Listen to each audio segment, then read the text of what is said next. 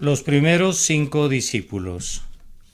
Sermón predicado la mañana del domingo 15 de mayo de 1864 por Charles Haddon Spurgeon en el Tabernáculo Metropolitano, Newington, Londres.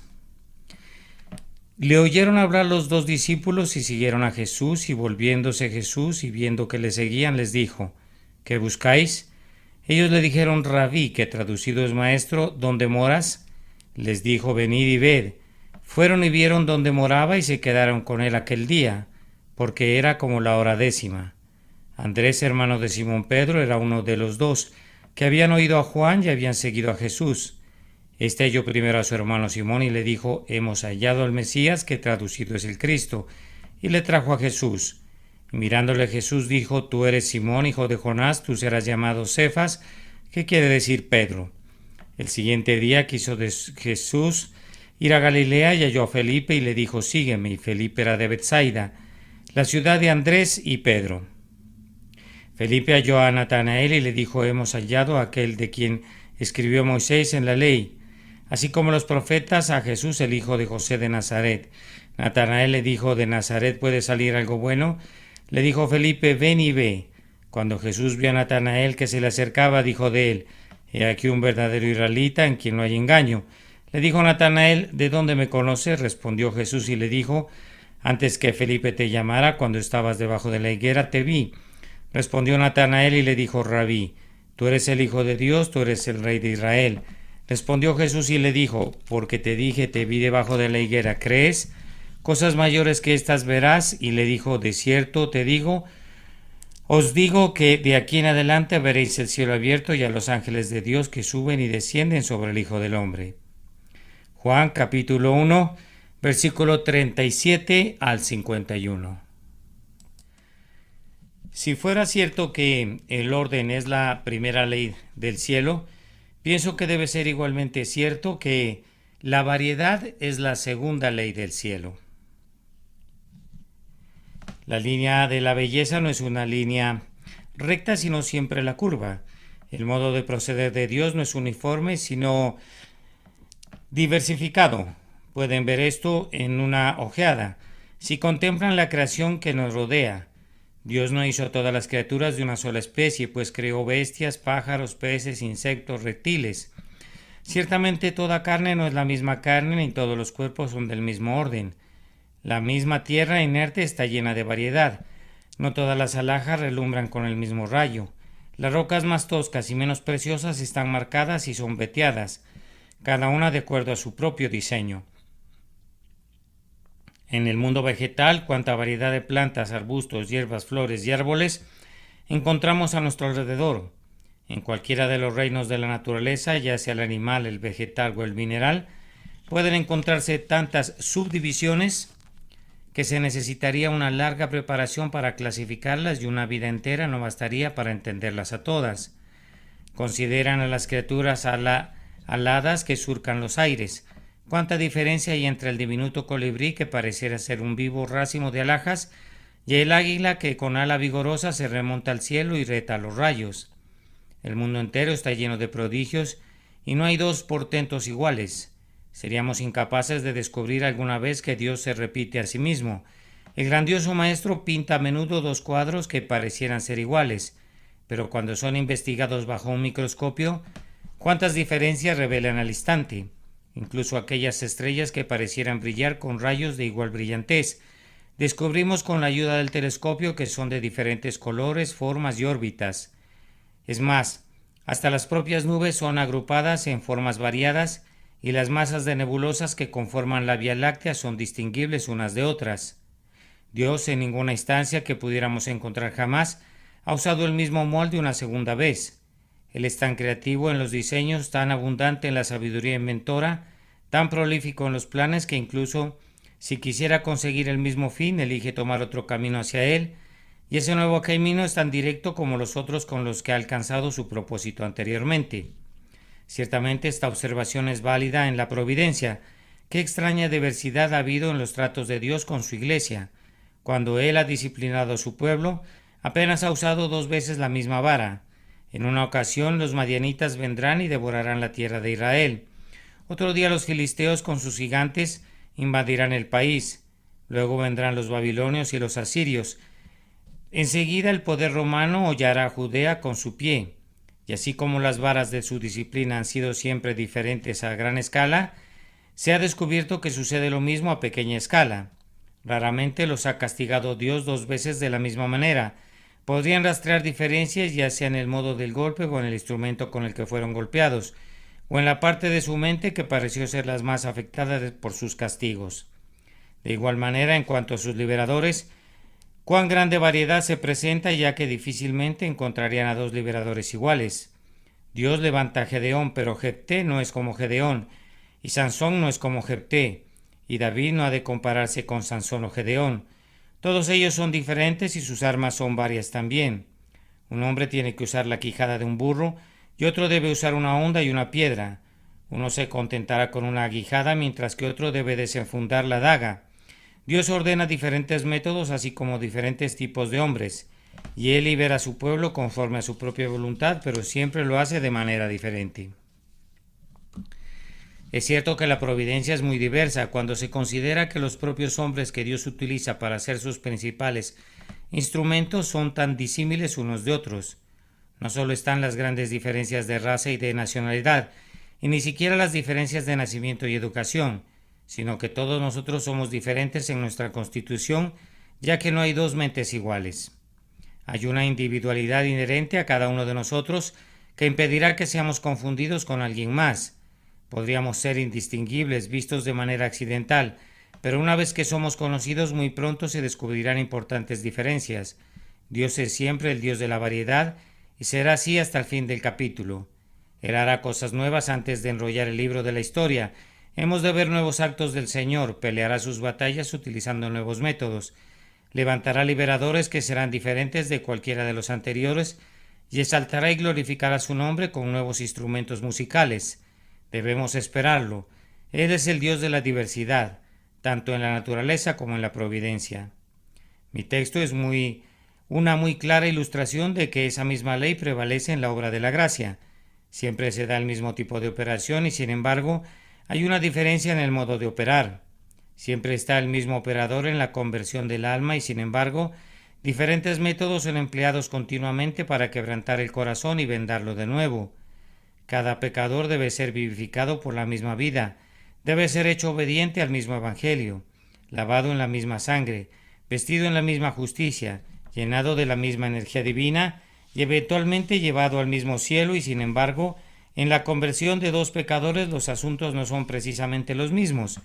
Desde el primer amanecer de la vida divina hasta el día cuando es consumada en el mediodía de la perfecta santificación en el cielo, encontrarán que Dios completa de una manera esta obra, y de otra manera aquella otra, y por otro método una tercera obra, pues Dios será todavía el Dios de la variedad. A la par de la firmeza de su orden, siempre está manifestando la variedad, las múltiples facetas de sus propios pensamientos y de su mente. Sí, entonces considerarán esta narración, más bien larga pero llena de instrucción. Según pienso, podrán notar 4 métodos diferentes de conversión, y estos ocurren en la conversión de las primeras 5 personas que conformaron el núcleo del colegio de los apóstoles, los primeros 5 que vinieron a Cristo y que fueron contados entre sus discípulos. Es muy notable que haya entre 5 individuos 4 diferentes modos de conversión. Sin embargo, si examinaran a cualquier grupo de 5 personas, yo supongo que encontrarían una disparidad similar. Seleccionen a 5 cristianos indiscriminadamente y comiencen a preguntarles cómo fueron conducidos a conocer al Señor, y encontrarán métodos diferentes a los expuestos aquí, y probablemente al menos 4 de los 5 serían distintos del resto. El primer caso que tenemos en el texto es la conversión de los 2 discípulos. Uno era probablemente Juan. No podemos hablar con absoluta certeza, pero muy probablemente se trataba de Juan. Sabemos que era costumbre de este evangelista omitir su propio nombre siempre que podía hacerlo. Algunas veces habla de el otro discípulo, cuando en realidad se está refiriendo a sí mismo, y de vez en cuando se expresa así, aquel discípulo a quien Jesús amaba. Su amor nutría en él una estimación cordial de los demás y una humilde opinión de sí mismo. Por tanto, aunque nunca omite registrar el tributo del encomio que otros obtenían de los labios de Cristo, Con la frecuencia que puede omite su propio nombre. Se supone entonces, y yo pienso que correctamente, se trataba de Juan. El otro era Andrés, el hermano de Simón Pedro. Los dos primeros discípulos son los frutos de la predicación. No podríamos esperar encontrar que la mayor parte de nuestras conversiones sean el resultado del ministerio público. Los dos discípulos que habían oído a Juan ya habían seguido a Jesús. Vamos a exponer unas cuantas palabras concernientes a este primer tema. Esperamos, amados hermanos, ver a un gran número de almas llevadas a Dios por la predicación de la verdad. La predicación de la cruz podría ser y es, en verdad, para aquellos que perecen, necedad, pero para nosotros que somos salvados es el poder de Dios y la sabiduría de Dios. Encontrarán el mayor número de conversiones allí donde abunda la predicación evangélica. Muchas de nuestras organizaciones destinadas a llevar el evangelio a los paganos olvidan su labor principal y mientras fundan institutos bíblicos y traducen la Biblia y publican tratados, descuidan usar este grandioso martillo de Dios, este poderoso ariete que habrá de derribar las fortificaciones. La predicación de la cruz, el clamor de «He aquí el Cordero de Dios», es la agencia establecida por Dios. Uno tendrá que involucrarse en otras labores, pero esta es la agencia principal y más importante para la conversión de las almas. Observen en el caso que tenemos ante nosotros al predicador. Era un hombre divinamente iluminado. Jesucristo vino al bautismo de Juan, pero al principio el bautista no le conocía. Después de un rato, sin embargo, cuando el Espíritu que había descendido identificó al Mesías, Juan supo entonces con certeza que era aquel de quien Moisés había escrito en la ley y los profetas. A partir de entonces el testimonio de Juan fue siempre claro y valeroso. Aunque concluyó su ministerio perdiendo su cabeza, nunca perdió la honestidad de su propósito ni la lucidez de su testimonio. Continuó declarando fielmente que el Mesías había venido. Hermanos, es de suma importancia en la obra del ministerio que el predicador sea un hombre iluminado por Dios. No se trata de que la educación deba ser depreciada. Por el contrario, no podemos esperar que el Espíritu Santo en estos días dé a los hombres el conocimiento de las lenguas si pueden adquirirlo mediante un perseverante estudio. La regla divina es no obrar nunca un milagro superfluo. Con las facultades y poderes que poseemos tenemos que presentar nuestros miembros a Dios como instrumentos de justicia. Entonces, en lo que concierne a la educación del hombre, nosotros creemos que Dios nos delega eso, pues si nosotros podemos hacerlo no hay necesidad de que se obre ningún milagro. Pero aunque el hombre esté educado de manera excelente, sigue siendo en esa condición una masa de barro. Dios tiene que soplar en su nariz el aliento de vida espiritual como predicador, pues de lo contrario no podría prestar ningún servicio y sería más bien un peso muerto para la Iglesia de Dios. ¿Qué diremos entonces de esos hombres que pasan al púlpito porque la subsistencia familiar es endeble o porque tal vez siendo grandísimos ineptos, ya sea para el ejército o para la ley, necesariamente tienen que ser colocados allí donde su manutención puede ser obtenida con mayor facilidad, es decir, en la Iglesia? Cuán deplorable es este pecado en nuestros propios tiempos, que las manos episcopales se posen sobre los hombres, declarando que son guiados al ministerio por el Espíritu Santo, cuando ni siquiera saben si hay un Espíritu Santo en lo tocante a cualquier conocimiento práctico de su poder en sus propios corazones. El día declina, eso espero, en el que los hombres son más diestros para la cacería del zorro que era para pescar un alma y en general Dios está levantando en esta tierra un espíritu de decisión en cuanto a este punto. El cristiano tiene que ser un hombre que posea un conocimiento práctico en su propia alma sobre las verdades que pretende predicar. Es cierto que Dios podría convertir almas por medio de un mal predicador. Vamos, si el diablo predicara no me sorprendería que se convirtieran algunas almas, si predicara la verdad. Es la verdad y no el predicador. Los cuervos, aun siendo pájaros inmundos, le llevaron a Elías su pan y su carne, y los ministros inmundos pueden llevar algunas veces a los siervos de Dios su alimento espiritual, pero pese a ello, Dios dice a los impíos: ¿qué tienes tú que hablar de mis leyes? El ministro tiene que ser un hombre enseñado por Dios, cuyos ojos han debido ser abiertos por el Espíritu Santo. Esto al menos es la regla en vigor, sin importar cuántas excepciones pudieran ser argumentadas. Entonces, concediendo que este sea el caso, fíjense en que no debemos esperar que su ministerio sea igualmente exitoso en todo momento, pues en el presente ejemplo Juan dio, en otra ocasión, un muy claro testimonio de Cristo, pero ninguno de sus discípulos lo dejó para seguir a Cristo. La siguiente vez que predicó fue exitoso, pues 2 de sus discípulos se unieron al Maestro, aunque en la primera ocasión no leemos que algunos de sus oyentes fueran conducidos a declarar que estaba del lado del Señor. Hermanos míos, Dios permite que sus ministros lancen la red algunas veces del lado menos promisorio del barco. Podrían trabajar incluso la noche entera sin sacar nada. Podrían sembrar en terreno estéril, junto al camino y entre los espinos. Podrían echar su pan sobre las aguas y sin embargo no hallarlo, pues la promesa habla de muchos días. Aun así el ministro tiene que perseverar. Si las almas no son salvadas hoy, podrían serlo mañana. Yo me preguntaba cuando leí este pasaje si hubo alguna persona que oyeron en vano el domingo pasado que tal vez oirán para bendición el día de hoy. Elevaba mi corazón en oración a Dios para que estas palabras el siguiente día otra vez se hagan realidad para alguna persona aquí presente, considerando que el otro día clamé he aquí el Cordero y ustedes no le vieron ni confiaron en él. Voy a repetir el clamor he aquí el Cordero otra vez el día de hoy, que fueran conducidos a seguir a Jesús. Habiendo considerado debidamente al predicador y su éxito, quisiera que observen su tema. Cuán breve es el sermón. Es una censura a nuestra prolijidad. Cuán sencillo fue, sin frases difíciles, sin embellecimientos de locución, de alto vuelo, sin proezas de oratoria. Es simplemente he aquí el Cordero. Pero observen el tema. Juan predica de Jesucristo nada más que de Cristo y de Cristo también.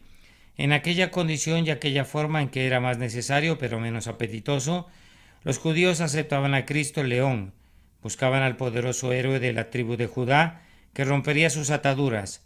Jesús fue todo eso, pero Juan no le predicó como tal, lo predicó como Cristo el Cordero de Dios, el sufrido, despreciado, manso y paciente sacrificio.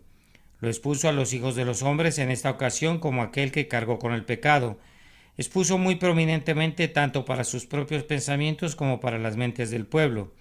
El cuadro del Cordero Pascual y del chivo expiatorio enfatizó esto, que Jesús es el Cordero de Dios que quita el pecado del mundo.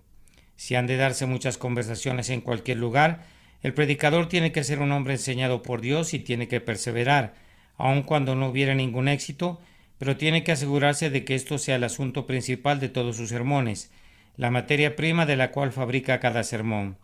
Jesús y Jesús el Cordero, Jesús y Jesús el que cargó con el pecado. Tiene que clamar siempre. Ustedes pecadores vean sus pecados colocados en Él.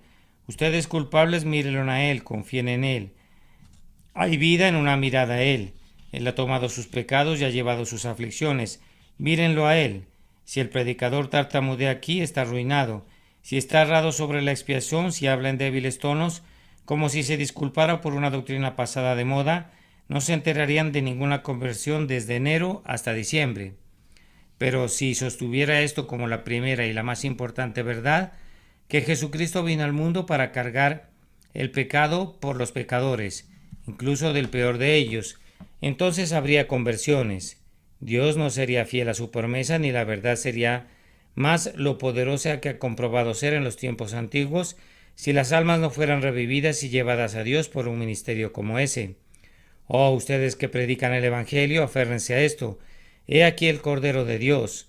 Ustedes jóvenes que se paran en las calles, hagan que este sea su tópico y ustedes que ministran a la Iglesia de Dios, denles todas las doctrinas del Evangelio, pero siempre regresen a esto como la aguja que regresa a su polo. He aquí el Cordero de Dios que quita el pecado del mundo. En estas dos conversiones a través del ministerio público es interesante observar el proceso. Noten cuidadosamente la narración. Un espíritu de indignación fue promovido en Andrés y su compañero y comenzaron a seguir a Cristo, no exactamente como discípulos todavía, sino como indagadores. Si puedo decirlo así, siguieron la espalda de Cristo.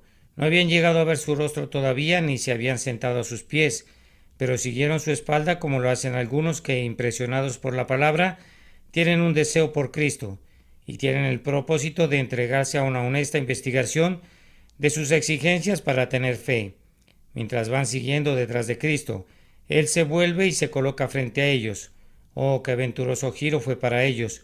Fue un venturoso giro para Pedro cuando el Señor se volvió y le miró, y en este caso, mientras le iban siguiendo a sus espaldas, por decirlo así, Él se vuelve y les ve. Y yo no podía decirles cuánto amor había en sus ojos. El amor de una madre hacia su primer hijo podría tal vez pintar el amor de Jesucristo por estos primeros discípulos.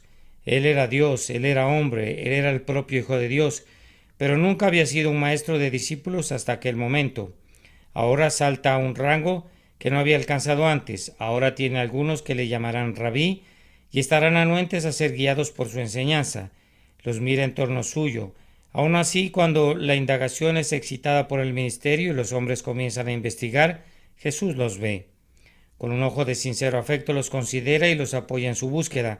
Jesús les hizo la pregunta ¿qué buscáis? Una pregunta muy modesta, adviértanla. Es la primera palabra del ministerio de Cristo. Es la primera palabra que describe a Cristo hablando en público. ¿Qué buscáis? Y no era una pregunta de muy grande alcance.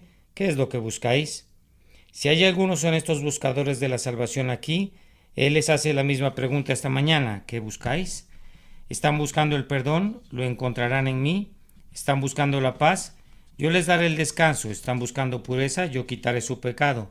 Les daré un nuevo corazón y pondré dentro de ustedes un espíritu recto. ¿Qué están buscando? ¿Un sólido lugar de descanso en la tierra y una gloriosa esperanza para ustedes en el cielo? No importa lo que busquen, aquí está. ¿Qué texto sería este para un misionero al ser consultado por primera vez por algunos de los paganos despertados?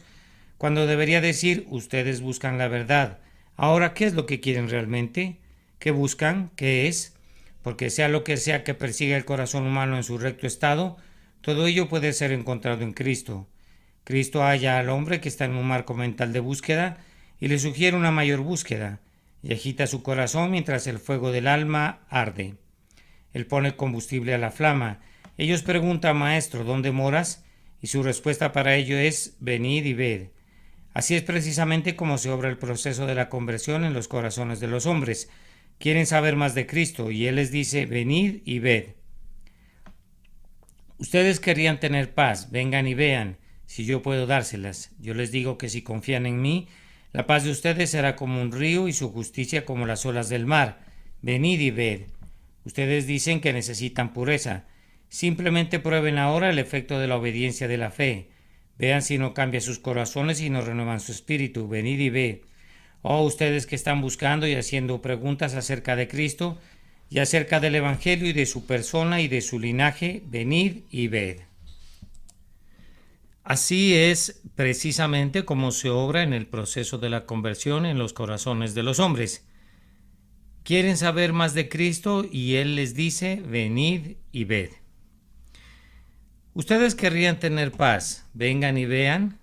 Sí, yo puedo dárselas. Yo les digo que si confían en mí, la paz de ustedes será como un río y su justicia como las olas del mar. Venid y ved.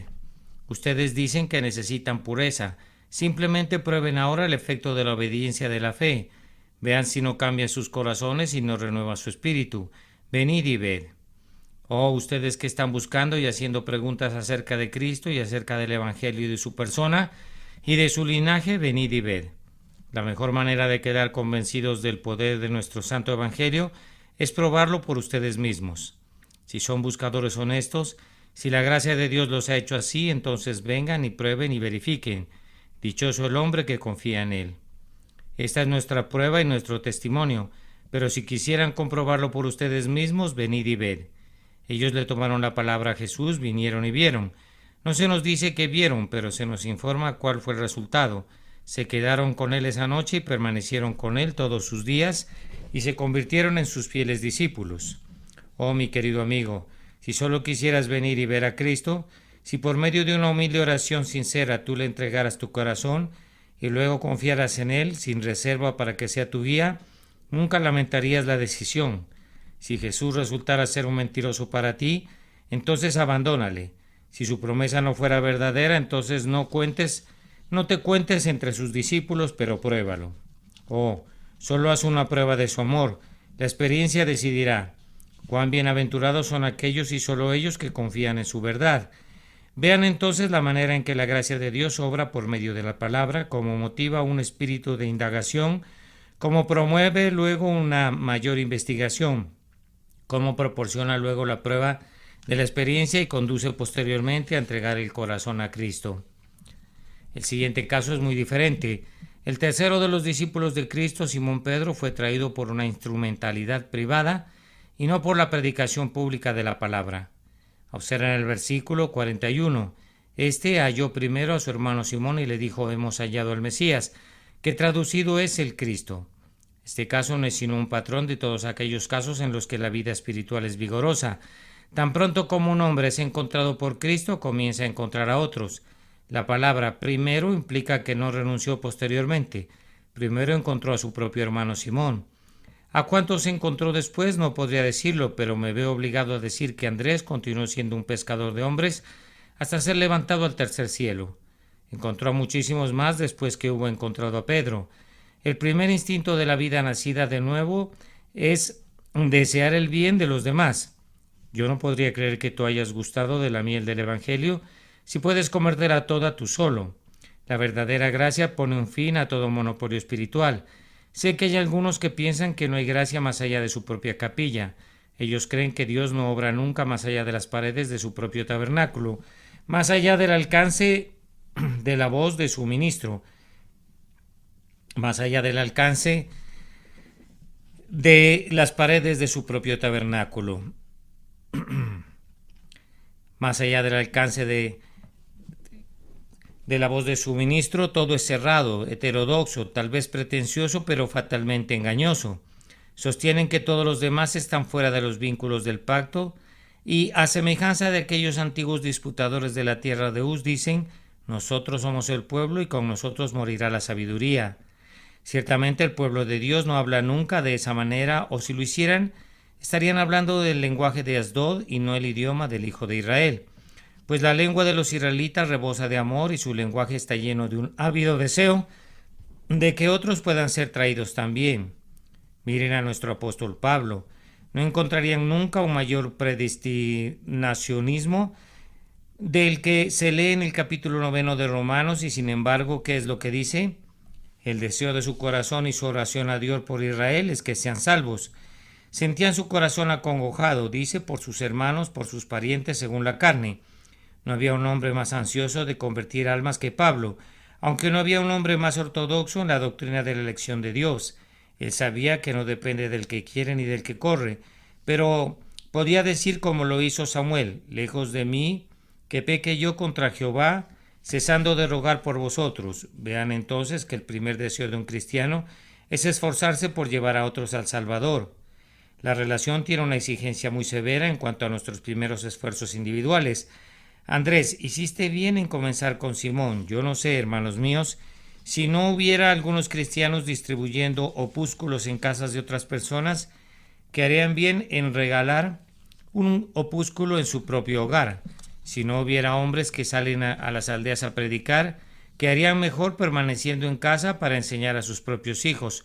O si aún en la escuela dominical no pudieran haber personas que vienen delante del Señor para desempeñar un deber cuando sus manos están manchadas del rojo de la sangre, que es producto del asesinato de otro deber. Mi primer oficio está en casa. Tú podrías tener un llamado para enseñar a los hijos de otras personas. Eso pudiera ser, pero ciertamente tienes un llamado imperioso a enseñar a tus propios hijos. Tú pudieras ser llamado o no a cuidar a personas de un pueblo o aldea vecinos, pero ciertamente eres llamado a cuidar a tus propios siervos, a tus propios parientes y conocidos. Tu religión debe comenzar en casa. Nos hemos enterado de algunas personas que exportan sus mejores productos. Muchos comerciantes lo hacen, pero no creo que el cristiano deba imitarlos en eso. La conversión del cristiano debe tener el mejor sabor en todas partes, pero debe tener el cuidado de sacar la fruta más dulce del testimonio y de la vida espiritual, tanto en casa como en el círculo de sus propios parientes y conocidos. Andrés, hiciste bien en encontrar primero a tu hermano Simón. Cuando fue a buscarlo, podría no haber pensado en lo que se convertía Simón. Vamos, Simón valía 10 Andreses. Hasta donde podemos deducir de los evangelistas, Pedro era un verdadero príncipe entre los apóstoles, y con esa lengua veloz suya y ese valeroso, arrojado y atrevido espíritu, con esa alma confiada y resuelta, ninguno de ellos era rival para Pedro. Juan podía destacar en amor, pero Pedro era verdaderamente un líder en medio de los apóstoles, y Andrés poco podía compararse con él. Tú mismo podrías ser muy deficiente en cuanto al talento, y sin embargo pudiera ser el instrumento de llevar a algún gran hombre a Cristo. Ah, querido amigo, muy poco conoces las posibilidades que hay en ti. Tal vez solo le hables una palabra a un niño y en ese niño pudiera dormir ahora un gran corazón que conmoverá a la iglesia cristiana en años venideros. Andrés tiene solo 2 talentos, pero encuentra a Pedro. El testimonio que Andrés da a Pedro es digno de observación. Había en él una gran modestia, y eso, me atrevo a afirmarlo, hizo que Pedro lo valorara. No dijo he hallado al Mesías, le dice hemos. Quienquiera que fuera el otro discípulo le reconoce su parte del descubrimiento. Nuestra expresión nunca pierde fuerzas y pierde altivez. Más bien incrementa generalmente su poder en proporción a su modestia, aunque esa modestia no debe interferir nunca con el valor.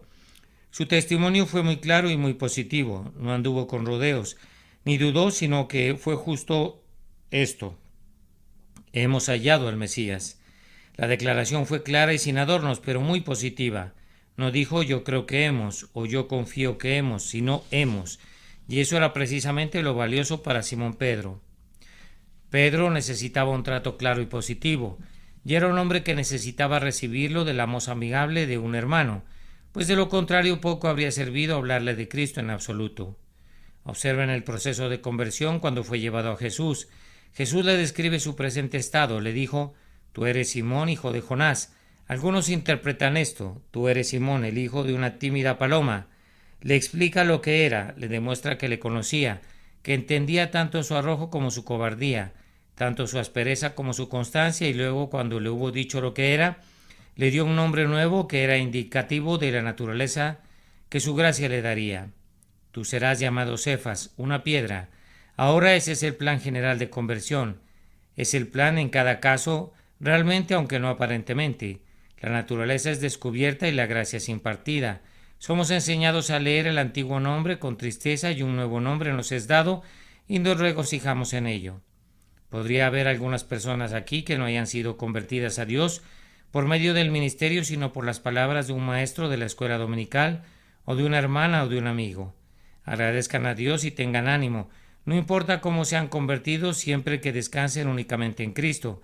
Si no han sido escudriñadores de la palabra, si pareciera que Cristo nunca les ha dicho venid y ved, pero si su naturaleza ha sido cambiada y han recibido un nombre nuevo, si se diera un cambio radical en ustedes, no indagaré sobre los demás. Ustedes son hijos de Dios. Aunque tu caso difiera del otro, es una regla para con Dios que no todo será precisamente igual.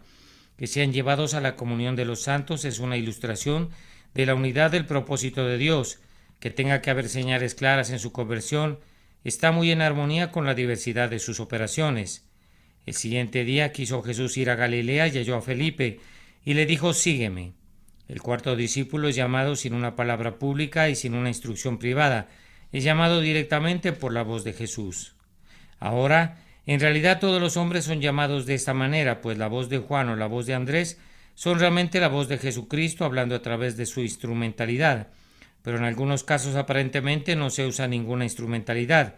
Hemos conocido algunas personas que súbitamente han sentido impresiones sin saber de dónde venían ni a dónde iban.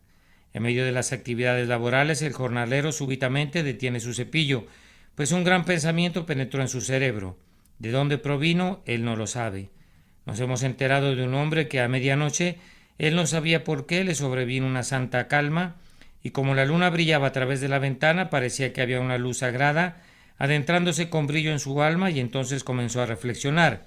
Hemos sabido que tales cosas ocurren. Casos sorprendentes precisamente cuando los hombres han estado planeando cometer actos viciosos. ¿No sucedió así con el coronel Gardner, quien en la noche en que estaba a punto de perpetrar un crimen fue detenido por la gracia soberana sin ninguna instrumentalidad aparente? Nosotros no podríamos decir, hermanos míos, cuando Dios va a regenerar a su elegido, pues aunque tenemos que usar los medios y pedir a Dios que envíe obreros a la viña, el soberano Señor de todo prescinde con frecuencia de esos medios. La palabra que ha sido oída en años pasados, la escritura conocida en la niñez, pudiera ser el poder directo del Espíritu Santo, sin ningún medio aparente que lleve al hombre de las tinieblas a la luz. Jesucristo solo habló una palabra, por esa palabra bastó: sígueme, y Felipe obedeció de inmediato. Yo no podría decir qué preparación de corazón debe haber habido antes. No sabemos qué siervo apacible y delicado haya estado hablando al oído de Felipe antes de eso. Ciertamente el único medio externo fue esta voz de Cristo: sígueme. Y podría haber en esta casa a alguien que será convertido esta mañana. Tú no sabes por qué estás aquí. No podrías decir por qué te desviaste y entraste aquí. Sin embargo, pudiera ser, Dios lo sabe, que Cristo quería que entraras aquí porque él mismo vendría aquí.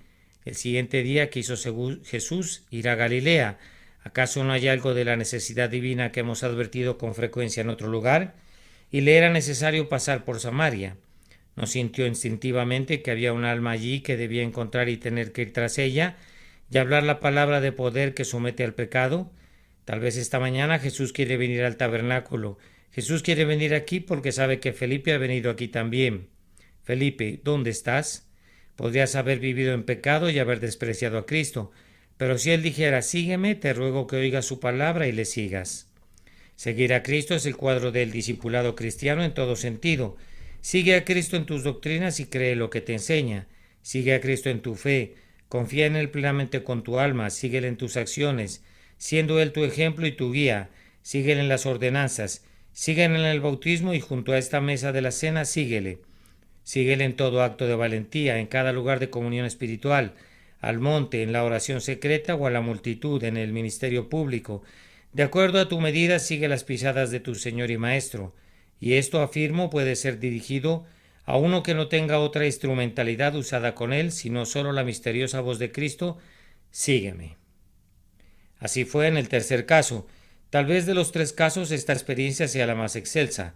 A los primeros dos se les dijo venid y ved, y llegaron a entender el valor de Cristo, pero a este se le pide que le siga. Él lleva a cabo prácticamente lo que los otros solo vieron.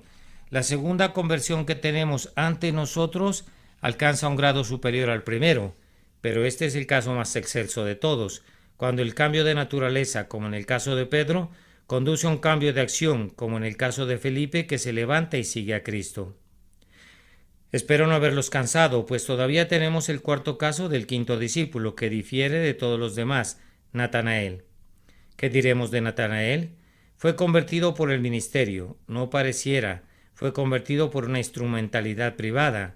Parcialmente lo fue. Felipe encuentra a Natanael, pero que Felipe encontrara a Natanael no fue tan eficaz como el encuentro de Cristo con Felipe. Cuando Cristo encontró a Felipe, Felipe creyó, pero cuando Felipe encontró a Natanael, Natanael no quería creer. Dijo: ¿de Nazaret puede salir algo bueno? Felipe es parcialmente el instrumento, pero hay algo más. Jesucristo mismo muestra su propio poder al decirle a Natanael los secretos de su corazón.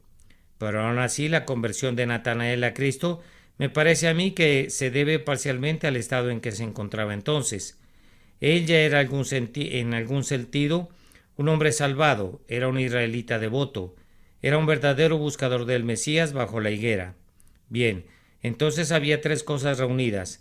Había una preparación de corazón que fue sin duda obrada por Dios, pero esa preparación no le llevó a Cristo. Aunque lo había preparado para Cristo, lo llevó a Dios en oración, pero no le llevó todavía al Cordero de Dios que quita el pecado del mundo.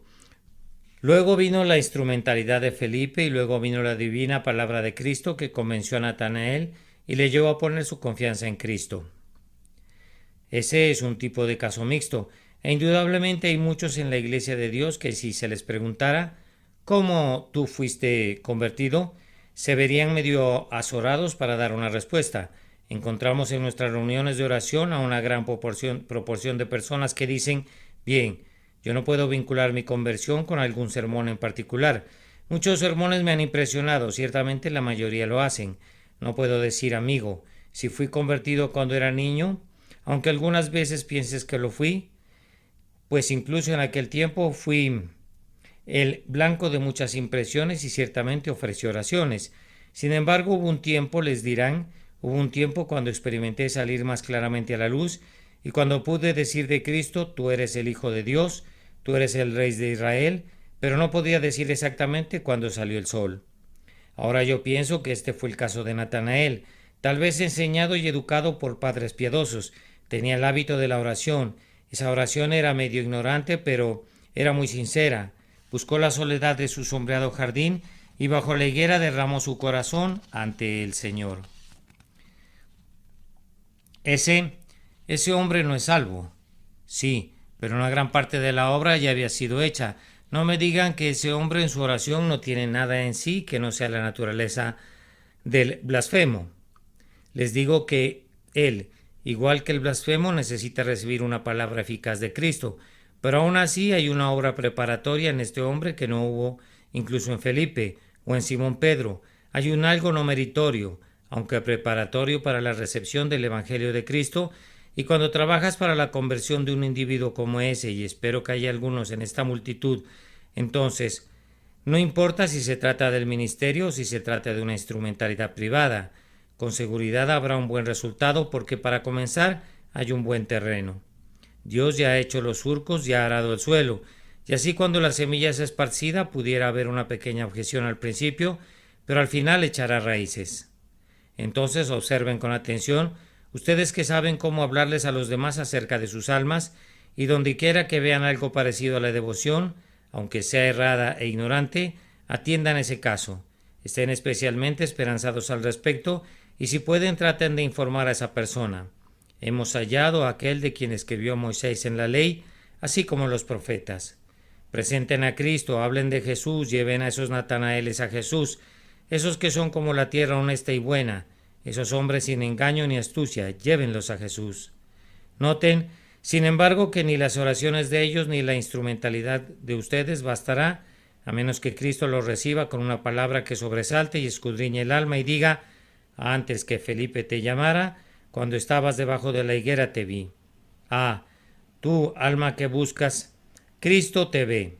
Antes que vinieras aquí esta mañana, Jesús te vio. Antes que oigas la exhortación, mira a Cristo, Cristo ya te miró. Si estás buscando verdaderamente en la soledad ese aposento alto, o en aquel campo detrás del vallado, Jesús te ve. Cuando estás junto al camino y tu corazón se eleva diciendo, Señor, sálvame que perezco, Jesús te ve. Uno de ustedes me ha escrito esta mañana y dice, ore por mí para que sea salvo, pues quiero ser salvado.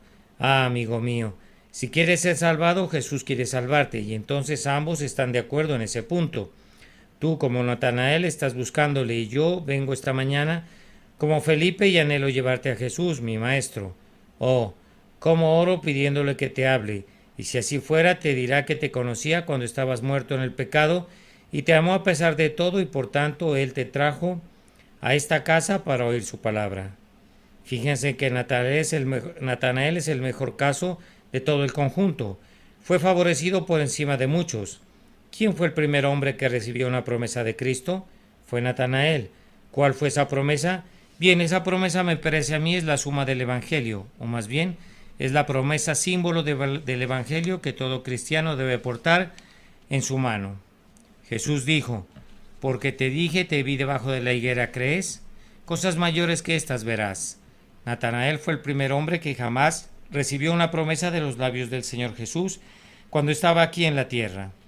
Oh, Natanaeles buscadores, pienso que esta es una promesa para ustedes. Cosas mayores que estas verás. Te verás perdonado, verás a tus oraciones que ascienden por la escalera de Jacob y a las bendiciones que bajan de Dios para descansar en tu alma. Habría querido presentarles muchos puntos más, pero en verdad el capítulo rebosa de contenido para que alguien lo maneje en un tiempo tan breve. Observarán, sin embargo, que les he dado una sola ojeada superficial de él, que bastará para mostrar que el medio utilizado en la conversión y en el tenor general de la conversión difieren en cada caso. Tal vez el caso de Natanael sea el más elevado de todos. Recibe a Cristo de una manera más plena que cualquiera de los otros y goza de mayores promesas que aquellos, mas sin embargo todos son genuinos, aunque no sean ni uno de ellos como los demás, excepto que Juan y Andrés pudieran ser puestos juntos. Por tanto, no juzgues tu conversión por sus medios o por su forma particular, sino júzgala por su fruto. ¿Te conduce a Jesús? ¿Dependes de él ahora? Si es así, prosigue tu camino. Tus pecados, que son muchos, te son perdonados. Come grosuras y bebe vino dulce, pues Dios te acepta. Por tanto, regocíjate. Pero si has tenido 1000 conversiones, si no estás apoyado en Cristo esta mañana, tiembla, pues tu refugio es un refugio de mentiras y tu esperanza es una telaraña. Que Dios te libre de esa condición y te lleve ahora a descansar en la obra terminada y en el sacrificio perfecto del Señor Jesús, y entonces con Andrés y Juan y Felipe y Natanael Te reunirás delante del trono para alabar al Hijo de Dios y Rey de Israel. Que el Señor los bendiga por Cristo, nuestro Señor. Amén. Los primeros 5 discípulos. Sermón predicado la mañana del domingo 15 de mayo de 1864 por Charles Haddon Spurgeon en el Tabernáculo Metropolitano, Newington, Londres.